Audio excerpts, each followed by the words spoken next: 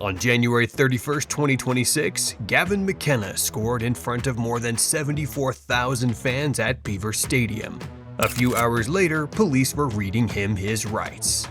Drawing national attention, forward Gavin McKenna faces serious assault charges tonight. Court documents say 18-year-old McKenna has been charged with felony aggravated assault. That pretty much tells you what his life looks like right now. On the ice, he looks like hockey's next big star. Off the ice, it's been way less clean than people think. He's from the Yukon. He's from an Indigenous family. He's a distant cousin of Connor Bedard. And before he even got drafted, he and his mom got arrested. And his name got pulled into girlfriend rumors and a spotlight that just keeps getting bigger. Gavin McKenna was born on December 20th, 2007 in Whitehorse, Yukon, Canada. Whitehorse is not some giant hockey city. It's a small northern place with a lot of wilderness, cold weather, and people who love the game. His parents, Willie and Crystal, built their life around hockey early. When they bought their house, they wanted one thing most: a flat backyard so Willie could build an outdoor rink every winter. Gavin was out there all the time. But hockey was not the only thing around him. Growing up, Gavin spent a lot of time fishing, camping, riding dirt bikes, and being outside with his family. He's part of the Trondek-Wiccan First Nation, an Indigenous group from the Yukon, and that's a big part of who he is and where he comes from. Soon, scouts started hearing about this kid from Whitehorse who looked way too good for his age. McKenna, Michigan attempt, and he scores! Then they started flying all the way up to the Yukon to watch him. And once that started, normal life was pretty much over. When Gavin was 12, he had to leave home to keep chasing hockey.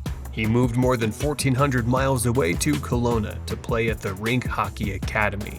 That was hard on everybody. His mom admitted she cried after he left, saying it hurt to watch him say goodbye to his sisters, his grandparents, and the rest of the family. It still makes me emotional when I think about it, with him having to say goodbye to his grandma and grandpa. Dinners, missing, a lot of special times. But he knew that moving away was something that he needed to do in order to be better at his skill. Since then, he really has not spent much time living at home. A lot of his teenage years happened far away from Whitehorse. One of the biggest people in his life is his grandfather, Joe Mason. Joe is a survivor of Canada's residential school system. And Gavin has said that story gives him perspective when things get hard. I can't take anything for granted, and if I got something going on in my life that's hard, I know it's nothing compared to what he's gone through, so been a huge motivator for me, especially when times are hard. That bond shows up in real ways. Gavin got a tattoo on his forearm for his grandpa, his Yukon home, and his family's roots. So, when people see the goals and the hype, that's only part of the story. Gavin is a distant cousin of Connor Bedard through marriage, and he reached out to Bedard for advice about pressure. Bedard told him to just play his game and not let the outside noise get to him. I know whenever I'm needing something, he's probably been through similar things, so I've got his number, we've texted before. He's been great, he's always open to give advice, and whenever I get a chance to talk to a guy like that, I think he gives good advice, so I'm going to take it. Then Gavin made a big choice. The NCAA changed its rules and let CHL players play college hockey, so he picked Penn State for his draft year. He wanted to face older, stronger players before the 2026 NHL Draft. That move had some risk, and living alone for the first time was a big change too. He still had to handle normal college life, and at Penn State, he even took a fly fishing class. In his first college game at Arizona State, the crowd booed him every time he touched the line. That whole year felt like that. He was trying to prove he could handle older players, heavier hockey, and all the noise that comes with being the guy everybody watches. By the end of the season, he led the Big Ten in scoring, became a Hobey Baker top 10 finalist, and put up a huge year. On the ice, it worked. Off the ice, things got messier. Off the ice, Gavin still seems most comfortable back home. He grew up dirt biking, snowmobiling, camping, riding side-by-sides around Whitehorse, and spending time fly fishing. One CBC reporter saw him on Heckle Hill doing exactly that. And he looked way more normal there than he probably does in front of cameras. He has also said he wants to buy lake property one day and build a cabin near home. That tells you a lot. Even with all the fame, he still talks like a guy who wants woods, water, and some peace. And yes, there's also the girlfriend rumor. One report linked him to hockey player Jordan Bluin, and photos of the two at a high school formal made the rounds online, both of them dressed up instead of wearing hockey gear for once. But nothing was confirmed, and Gavin has not said anything in public about it.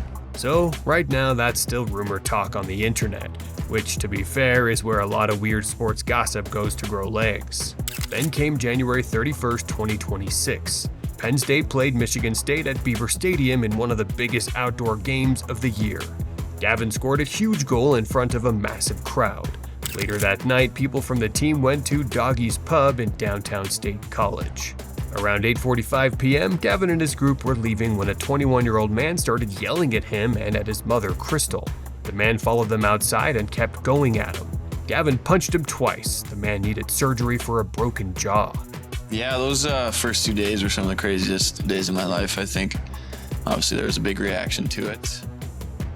Police first charged Gavin with felony aggravated assault, but that charge was later dropped. The case was reduced to misdemeanor simple assault. An alleged altercation with a 21-year-old man. The 18-year-old McKenna ultimately had his felony charge dropped. A misdemeanor simple assault charge and other summary charges are ongoing. Investigators also reviewed video from inside the pub that night. According to reports, Gavin's mom, Crystal, was later charged with supplying alcohol to minors. So, in one night, Gavin went from big game hero to bad headlines. Not long after that, he put up 8 points against Ohio State and hit the Conor McGregor shrug after scoring. Even with all that noise, the draft talk never slowed down. The Toronto Maple Leafs won the 2026 NHL Draft lottery, then used the first overall pick on Gavin McKenna in Buffalo. It is now time for the first pick in the 2026 NHL Draft. Mr. McKenna, we would like to draft you to the Toronto Maple Leafs. It turned into a real history moment. He became the first Indigenous player ever to take number 1 in NHL history, and the first Penn State player ever picked in the first round. And yes, the money is going to be huge. A number 1 pick gets a top entry-level deal. Then you add performance bonuses, his Penn State NIL money, and whatever endorsement deals come next. His Beaver Stadium jersey already sold for $13,000. Put it all together, and over his first 3 pro years, the total value is estimated at around $4.5 to $6.5 million. That's a pretty wild jump for a kid who grew up on a backyard rink in Whitehorse. Still, the part people around him seem to care most about is not the money. It's what he means back home. Kids in Whitehorse already look up to him. Draft night watch parties were held at the Trondequechin Community Center and at Takini Arena. That was a big deal. It meant little kids from the north got to watch somebody from their world go to the top of hockey. That's why Gavin matters beyond points and draft rankings. He's not just another top prospect. He's a player from the Yukon, from an Indigenous family, from a place most hockey fans barely think about. And now he has landed in the biggest market in the sport. If you want to see how Connor Bedard's lifestyle compares to his distant cousins, check out the video on screen now.